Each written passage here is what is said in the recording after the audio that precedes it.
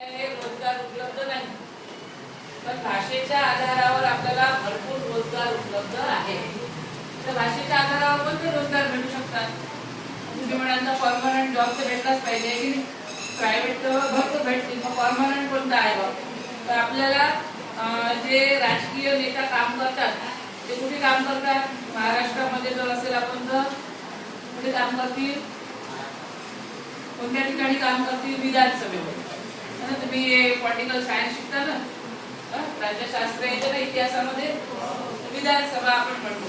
आणि जी देशामध्ये आहे तर ती लोकसभा आहे ना. आपल्या लोकसभेमध्ये आपल्या इथे कोण खासदार आहे, अमरावतीचे खासदार कोण आहे लोकसभेमध्ये, आपल्याला माहिती आहे ना, ते अमरावतीचे खासदार आहे. आणि आपल्या अमरावतीचा मंत्री आमदार कोण आहे, इकडे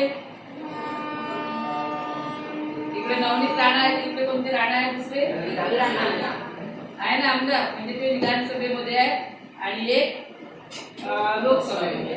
आता लोकसभेमध्ये असा व्यक्ती आहे की ज्याला इंग्लिश येत नाही, तरी त्याचं काही बिघडून राहिलं का नाही. का बरोबर नाही बिघडून राहिलं, कारण त्याच्याजवळ ट्रान्सलेटर आहे. त्याच्याजवळ कोण आहे, ट्रान्सलेटर. समजा तो फ्रान्समध्ये गेला किंवा तो